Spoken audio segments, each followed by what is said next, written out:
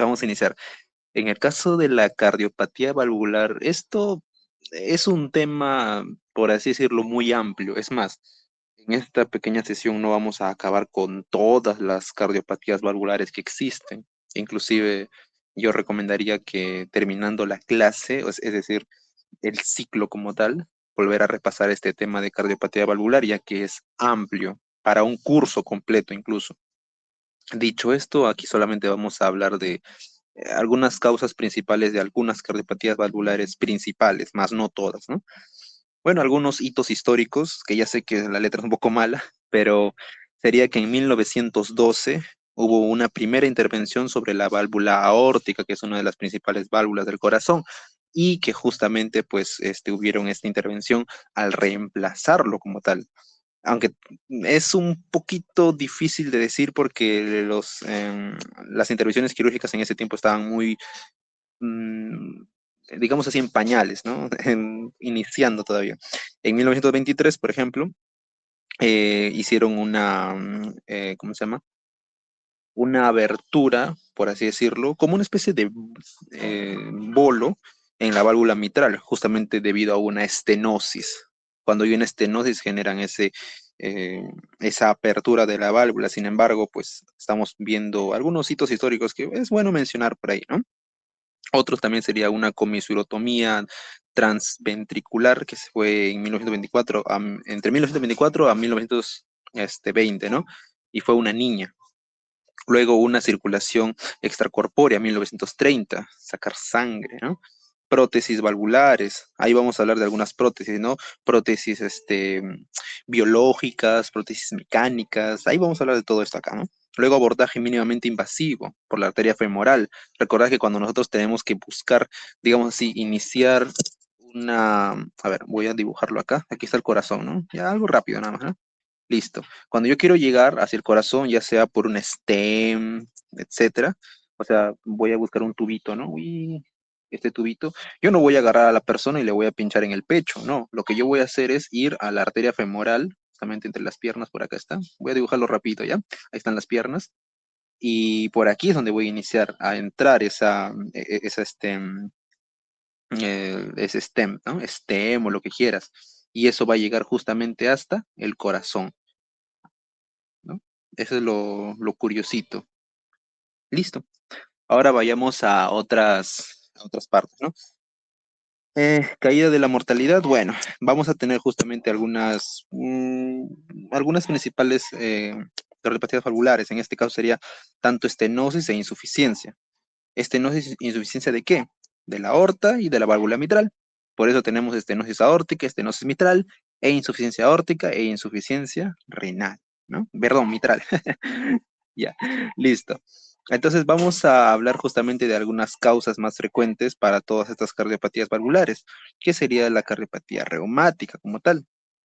Ahora bien, las carditis, tanto las endocarditis, miocarditis, pericarditis, o sea, todo lo que es inflamación de los tejidos cardíacos pueden generar a larga data enfermedades valvulares. Por ejemplo, hay personas que llegan a tener cierta inflamación en el corazón cuando son jóvenes y normal, o sea, lo curan y listo, no habría ningún problema, pero a larga data eso puede generar alguna formación de alguna cardiopatía valvular cuando sea adulto mayor. Recordar que la tasa de prevalencia de adultos mayores ha aumentado.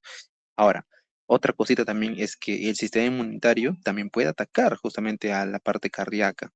Ahora, ¿dónde normalmente está asociado estas enfermedades? En África, Asia, Oceanía, América del Sur, pero aquí en el Perú sí hay, sin embargo, no está totalmente documentado. Ahora, ¿cuál es la válvula más afectada? Es la válvula mitral, es la más afectada y es la más común de encontrar. Sin embargo, la más mortal lo vamos a ver más adelante, ¿no? El 50% de cardiopatía reumática, o sea, de las personas que han desarrollado cardiopatía reumática, se hace justamente notar a partir de los 30 años, ya que a estas personas que han desarrollado cardiopatía reumática cuando era niño, a los 30 años, más adelante, pueden tener cardiopatías valvulares. Ahora, otro problemita es que hay personas que desde niño ya han tenido problemas bucales por estreptococos, es decir, una infección en la zona de la boca. Ok, no hay ningún problema. Pueden curarse o pueden no. Normalmente las personas que no se curan, pero están viviendo su vida tranquilos, a larga data van a generar pues estas cardiopatías valvulares, ¿no? ¿Por qué? Porque bueno, yo más o menos lo tomo así, ¿no? Estos microorganismos lo que va a pasar es que van a migrar de la boca, recuérdense que la boca tiene bastante irrigación y todo lo demás, y van a llegar al corazón y se van a acentuar ahí, van a formar justamente lo que nosotros llamamos como pequeños nichos, ¿no? Y pues ahí es donde va a pasar a formar estas infecciones y prontamente pues algunas insuficiencias valvulares. Bueno, la estenosis aórtica, y bueno, ya spoileando un poco, es la más mortal, la estenosis aórtica como tal, ¿no? Es la que más mata. Pero hay otras más también, no es la única, pero vamos a verlo todavía más adelante.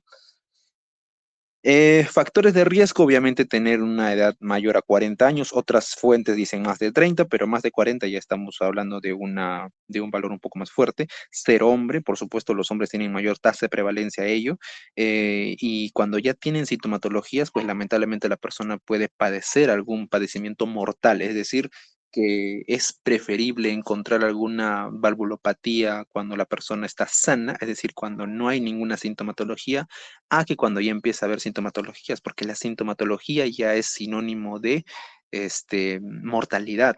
¿Por qué? Porque esto no es una enfermedad que se desarrolla de la nada, es una enfermedad progresiva. Entonces, si uno ya tiene síntomas es porque está en una etapa avanzada. Eso no significa que te va a matar, pero sí significa que vas a necesitar una intervención quirúrgica. Bueno, otra cosa es que la insuficiencia mitral, ojo, recuerden bien, insuficiencia mitral, lo que hemos dicho justamente por aquí, era solamente estenosis aórtica, y justamente la válvula mitral que era la más alterada, pero recordar que aquí la insuficiencia mitral como tal es mayormente, o era mayormente causado por la fiebre reumática, que se da mayormente en niños, como les digo. El problemita es que ahora la fiebre reumática ha pasado a segundo plano, ya que no se evidencia tanto ello. O sea, sí sé que hay en poblaciones de bajos recursos, pero recuérdense que la epidemiología está más basada en Estados Unidos. Pero antes, la insuficiencia mitral era mayormente causado por la fiebre reumática, ¿no? Y la insuficiencia tricuspidia está asociado mayormente a personas que tienen hipertensión pulmonar debido a una diferenciación en presión. ¿Qué quiere decir eso? A personas que van a la altura. Por ejemplo, lugares de altura acá en el Perú, ¿no? Bueno, no sabría decirles la verdad como tal los metros sobre el nivel del mar exacto, ya que geografía no estamos hablando mucho de eso, pero lugares como Puno, Trujillo, etcétera, los lugares donde hay alturas ya mayormente grandes, es donde habitan personas que pueden tener este tipo de insuficiencias tricuspidias. Ya hemos dicho que las valvulopatías mitrales son las más frecuentes, ya sea insuficiencia mitral o estenosis mitral, pero para personas que viven en mayores alturas, la insuficiencia tricuspidia es la número uno ahí, ¿ok? Eso por si acaso, si es que alguien va a hacer serums en lugares de alta altura, para que lo tenga en cuenta, ¿no? Ahora, el diagnóstico de cardiopatía valvular, pues mayormente vamos a encontrarlo ya sea con una ecocardiografía, ya sea auscultando, pero ojo, para auscultar a un paciente que tiene valvulopatías, no puede hacerlo cualquiera, tiene que ser el cardiólogo. ¿Por qué les digo esto? Porque los soplos, o sea, sí vas a encontrar soplos, por supuesto que sí, pero cuando ustedes vayan a las prácticas, van a notar, y espero que les den la teoría muy bien sobre estas pequeñas temas de valvulopatías, ya que los soplos y los ruidos son muy raros de escuchar, al menos para una persona en común, ¿no? Para un médico internista es fácil escucharlo, pero para un cardiólogo es prácticamente algo indispensable. ¿Y eso por qué les digo esto? Porque a veces los médicos internistas suelen omitir algunos soplos. Y digo suelen porque hay soplos que son muy mínimos en escuchar, pero en cambio los cardiólogos ellos ya están especializados en eso, ¿no?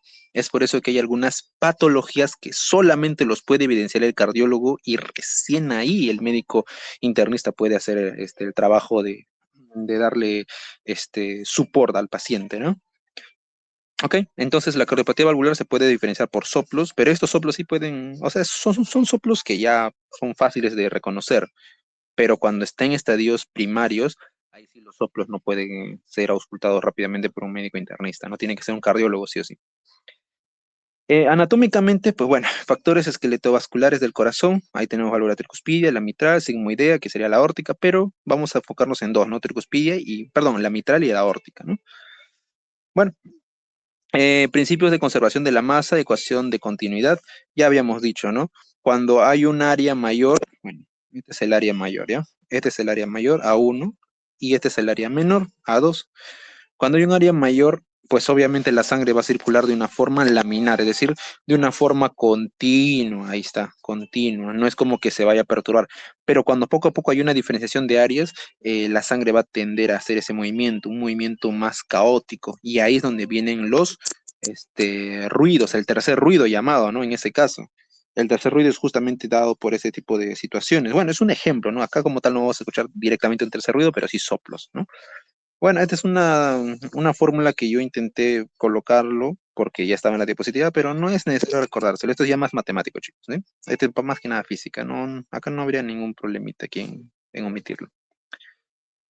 Tensión de la pared. Bueno, el estrés de la pared. El estrés de la pared ya está también hablado de otra fórmula, ¿no? La presión por el radio y bueno, por el grosor de la pared. O sea, en otras palabras, tiene que ver bastante con la presión sanguínea, el radio de la arteria y el grosor de la pared. Todo eso tiene que ver ahí. Por si es que en algún momento le llega a preguntar cuáles son los ítems que se necesita para saber el estrés de la pared, pues ahí lo tienen. No necesariamente saber la fórmula, pero sí saber lo que se necesita para llegar a ella, ¿no?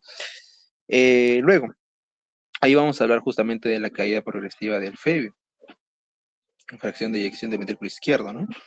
Bueno, la sobrecarga de la presión y la sobrecarga de volumen. Eso ya, bueno, es parte teórica, como le hemos dicho, no es algo más deducible.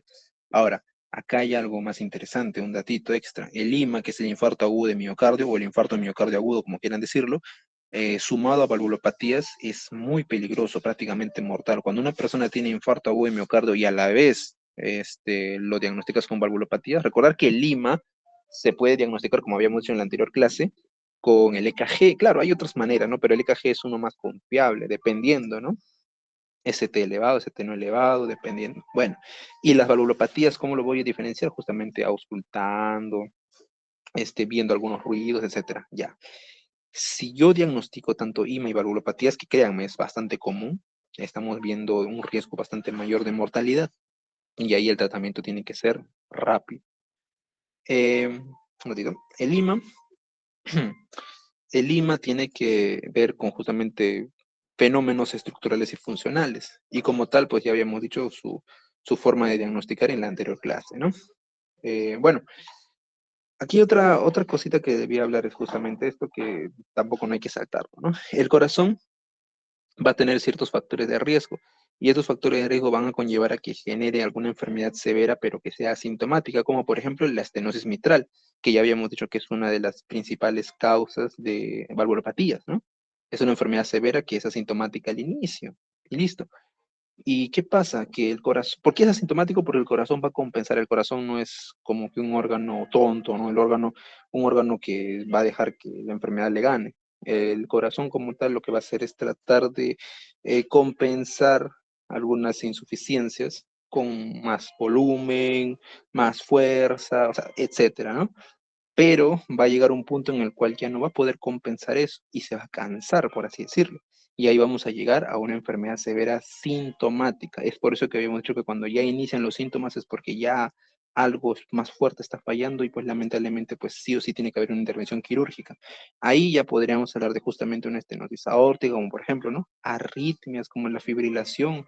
Ya habíamos dicho que la fibrilación ventricular puede generar muerte súbita también, ¿no? Embolia, muerte súbita, ahí está, ¿no? El síndrome coronario, endocarditis infecciosa, etcétera.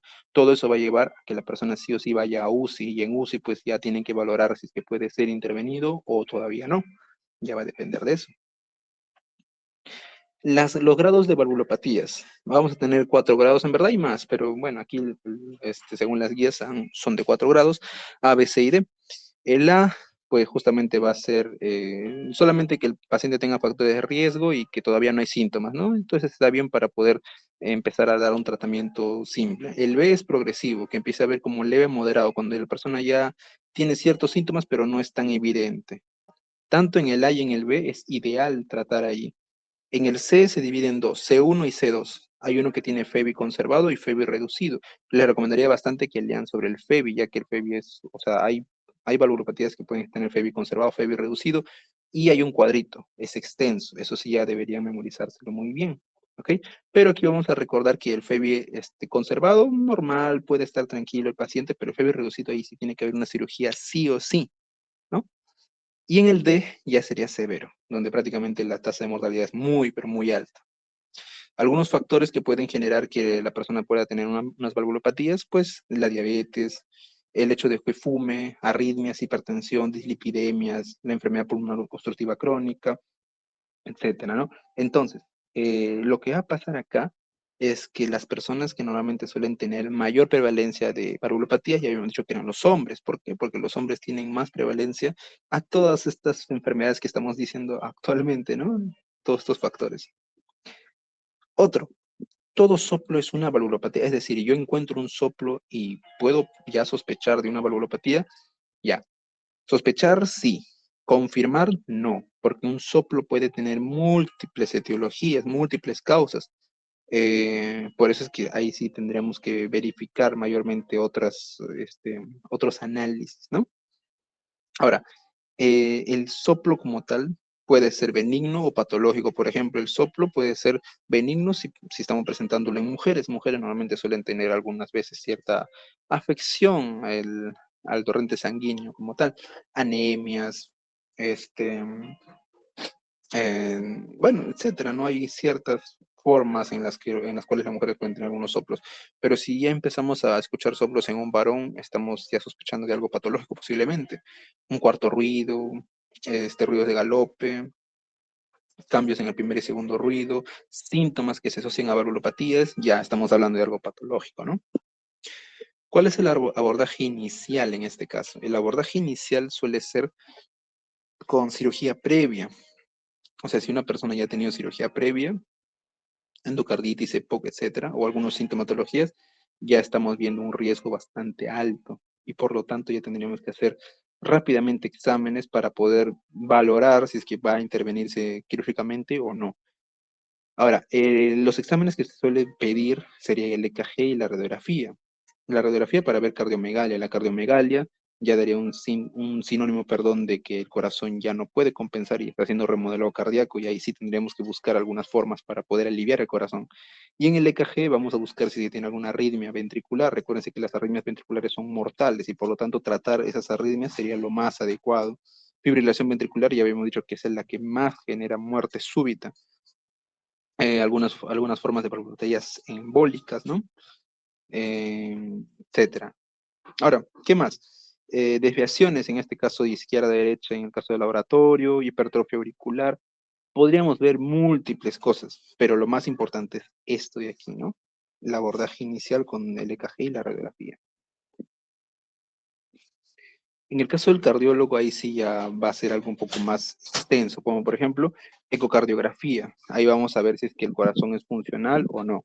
Luego vamos a ver la función ventricular.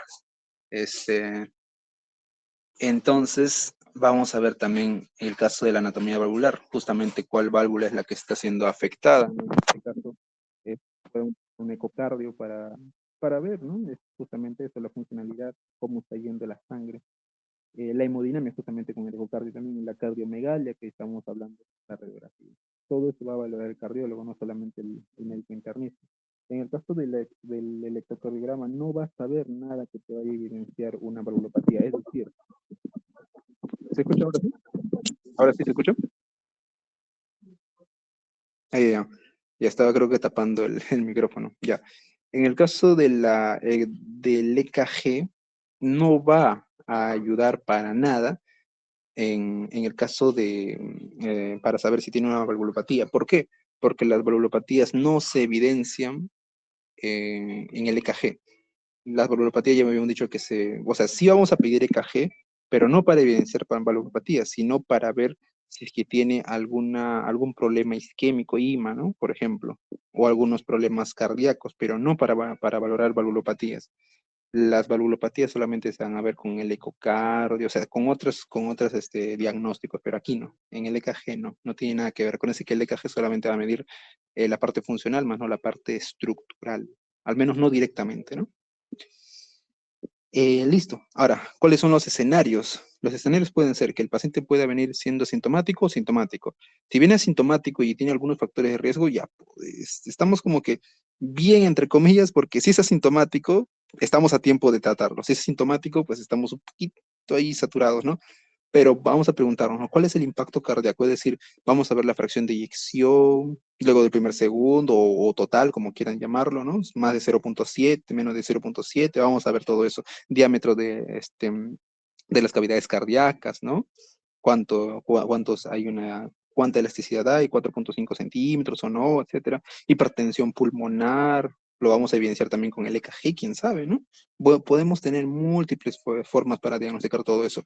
Ahora, todo eso va a llevar a saber si hay alguna fibrosis en la pared o no. Y también para ver si hay un estrés en el caso del corazón como tal. Ahora, si el impacto cardíaco es positivo, ya estamos buscando una forma quirúrgica para poder tratarlo.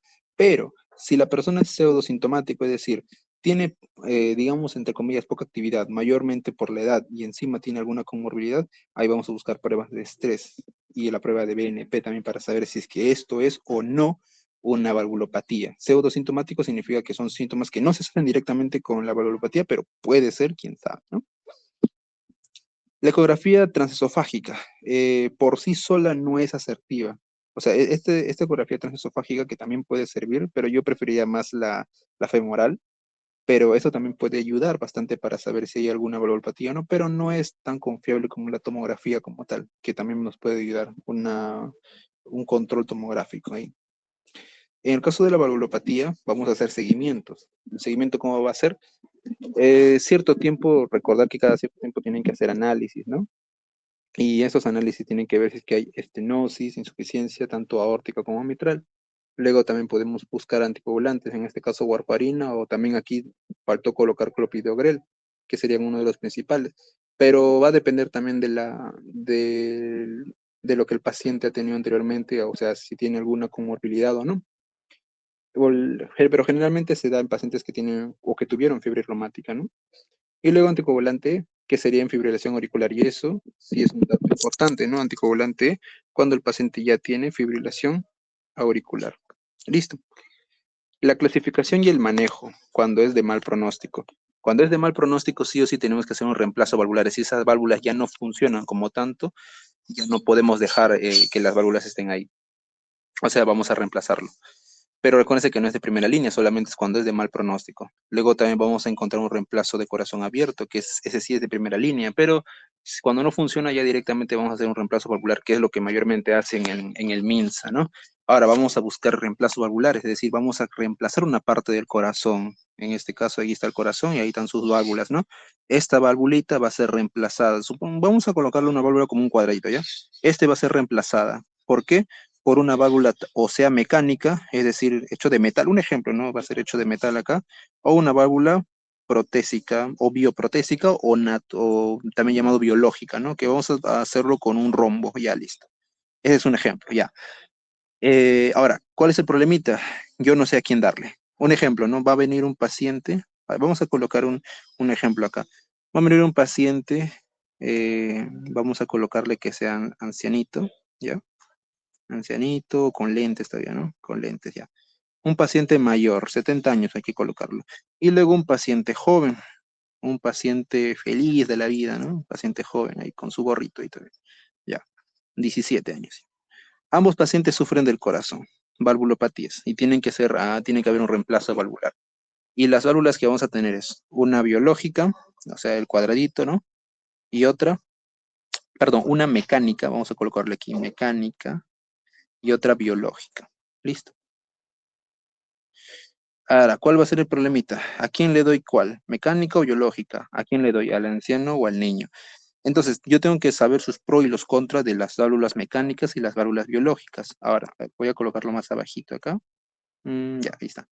Por ejemplo, si yo le doy una válvula mecánica a un paciente, sea cual sea el paciente, lo que tengo que saber es esto. Primero es que la válvula mecánica va a durar, digamos así, más. O sea, porque es metal como tal. Entonces, va a durar muchísimo más. Entonces, tiene mayor duración, ¿no? Dura, más duración. Sin embargo, el problema es que como es metal, el cuerpo humano no soporta elementos extraños cuando está pues, ¿no? en nuestro sistema. Y por lo tanto suele, obviamente como tiene defensas activas, tienen que avanzar, ¿no? las defensas, es decir, tienen que coagularlo. Es por eso que las personas que tienen válvulas mecánicas, su sistema de defensa, especialmente el sistema de coagulación, va a tratar de buscar una forma de comprimirlo, una forma de hacerle un coágulo ahí. Entonces, obviamente, como no queremos eso, la persona que tiene una válvula mecánica va a tener que vivir con anticoagulación. O sea, tiene que tener ciertos controles de anticoagulación para toda la vida, ¿no? TLB, toda la vida. Listo, anticoagulación por toda la vida, porque obviamente esa válvula no se va a quitar. Listo, esa es la forma en la cual va a generar la válvula mecánica acá. Y la válvula biológica, biológica porque está hecho de compuestos vivos, por lo tanto va a durar menos. ¿Por qué dura menos? Porque recordar que todo lo que tiene vida, por así decirlo, tiende a durar, sí, pero no siempre. Entonces puede haber, no sé, en algún momento puede no haber un correcta, ¿cómo le llaman? Irrigación, etcétera. O sea, por diversos motivos no puede durar bastante tiempo, más de 5 o 6 años ya no puede durar esta válvula biológica. Incluso otros dicen 2, 3 años, ¿no? Por lo tanto, pero esta persona lo bueno, o sea, lo bueno, a pesar de que no dura tanto, lo bueno es que la persona no va a necesitar anticoagulación porque obviamente el sistema inmune no le va a atacar, al menos no el sistema de coagulación no le va a atacar porque es biológico, es algo del cuerpo, bueno, es algo que tiene vida, entonces no lo va a atacar. Puede haber otros problemas de necrosis, quizás sí, quizás por ahí, pero no coagulación. Por lo tanto, la persona que tiene una válvula biológica generalmente no se coagula. Puede haber algunas excepciones, sí, quién sabe por ahí, pero generalmente no se coagula. Entonces, ahora volviendo al temita, un paciente adulto y un paciente niño. Primero vamos a encontrar el adulto. El adulto, si yo le doy un paciente adulto una válvula mecánica, un ejemplo, va a durar más, por supuesto, pero va a necesitar anticoagulación. ¿Qué pasaría si esta persona no soporta anticoagulación? Es decir, el paciente con la justa sí puede coagular algunas heridas. Y peor, darle anticoagulación sería algo fatal. Entonces, para el paciente no está, o un paciente mayor, una válvula mecánica no le da para él. Entonces, ¿qué le doy mejor? Una válvula biológica. Y concuerda bastante, ¿saben por qué? Porque obviamente el paciente uno, hay que ser honestos, lamentablemente el paciente mayor no suele vivir bastante tiempo con estas enfermedades. 70 años, 80, prácticamente ya está, perdonen la palabra, pero casi un paso más para allá que para acá. No es malo decirlo, pero es la realidad a veces, ¿no? Y una válvula biológica estaría bien, ya que a pesar de que no dura tanto, no va a necesitar de anticoagulación. Entonces la persona va a estar bien y cada cierto tiempo, 5, 3 años, así puede cambiarse la válvula que no habría ningún problema. ¿Ok? En cambio, un paciente joven no, un paciente joven mayormente se le suele preferir una válvula mecánica, porque va a durar más, incluso algunas veces dicen toda la vida, ¿no? Pero obviamente van a estar anticoagulación, pero como es joven lo puede soportar y no habría ningún problema. Y ya no va a estar todo el rato viniendo para que le reemplacen la válvula, ¿no? Y eso es lo bueno de los jóvenes que mayormente le tienen miedo al hospital. Listo. Y me van a preguntar, pero ¿qué pasa? Pero yo conozco a un adulto que tiene una válvula mecánica, un adulto mayor. ¿Por qué? Ah, bueno, hay veces, y eso sí puede ser pregunta de examen, hay veces en las cuales los pacientes se ponen tercos y dicen, no, no, no, yo quiero mejor válvula mecánica porque yo quiero que me dure más, no importa si yo estoy anticoagulado o no. Hey, tú como médico no vas a exigirle que se pongan a la biológica. Eso sí es elección del paciente. Tú le vas a decir la mejor opción, pero siempre va a ser elección del paciente cuál válvula quiere, ¿no? Para él. Listo. Eso sí es para recordar. Esto es lo mismo que habíamos dicho acá, ¿no? Ahí está. Listo. Ahora vamos por cada uno de estos. No vamos a explicar cada una de las enfermedades de las valvulopatías porque es extenso. Sin embargo, vamos a hablar de las partes más importantes, como por ejemplo, estenosis aórtica es la más frecuente, como habíamos dicho. ¿Ok? ¿Cómo se suele asociar con un dolor anginoso? Es decir, ahí vamos a encontrar el típico signo de Levine, ¿no? Que es el signo en el cual el paciente agarra su puño y se pone en el pecho con un signos o facies de dolor, ¿no? Vamos a encontrar síncopes, pero no son tan asociados los síncopes, pero sí podríamos encontrar desmayos del paciente, ¿no? Y algunas veces puede ser asociado a muerte súbita, mayormente cuando son deportistas. ¿Por qué? Porque estos suelen tener, digamos así, fuertes controles de ejercicio, ¿no? Y recuérdense que también, bueno, si ustedes buscan en YouTube deportistas que murieron en el campo, ahí vas a encontrar que la gran mayoría siempre ha sufrido de alguna valvulopatía. Es curioso eso, ¿no? Algunos dicen, no, se ha infartado, pero no. Fueron generados por algunas valvulopatías que han tenido y por lo tanto, en el mismo campo, muerte súbita. Bueno, algunos soplos también puedes ver que irradia el cuello. Ah, y ese es el problemita. Cuando irradia el cuello, es el dolor y todo lo demás que irradia el cuello, tiene un síndrome, fenómeno de Gallavardín le llama. Y aquí está, Gallavardín o Gallavardina, que es justamente cuando el dolor pasa tanto desde el ápex, o sea, desde la zona del corazón de la punta, en la zona izquierda, hasta el cuello. Y ese va a ser el fenómeno de Gallavardín, típico de estenosis aórtica, para el datito también, ¿no? Vamos a tener pulso parvus tardus, o sea, pequeño y tardón, o pequeño y tardío, como quieran llamarlo, ¿no? Para diagnosticar el pulso parvus tardus tienen que tanto escuchar el corazón y escuchar el pulso, ¿no? Eh, las causas de las valvulopatías, en este caso de la, disculpa, en el caso de la estenosis aórtica como tal, uy, un segundo, ahí está, ya. En el caso de la estenosis aórtica vamos a ver que puede ser tanto la parte congénita o la parte adquirida. En la parte adquirida mayormente suelen ser personas mayores, por eso es que algunas personas mayores suelen tener estos problemitas y pueden generar muerte súbita. Algunas calcificaciones, etcétera. Y en la parte congénita ya ahí tenemos justamente valvulopatías en el caso de la válvula bicúspide, ¿no? Bueno, por aquí estaba. ¿Dónde está? ¿Dónde está? ¿Dónde está? No, creo que no lo coloqué aquí. Bueno, entonces vamos a ir directamente aquí. Como tal, vamos a encontrar soplos, como habíamos dicho, pero los soplos pueden ser tanto protosistólicos como mesosistólicos, pero el más común es encontrar soplos mesosistólicos aquí en estenosis aórtica, ¿no?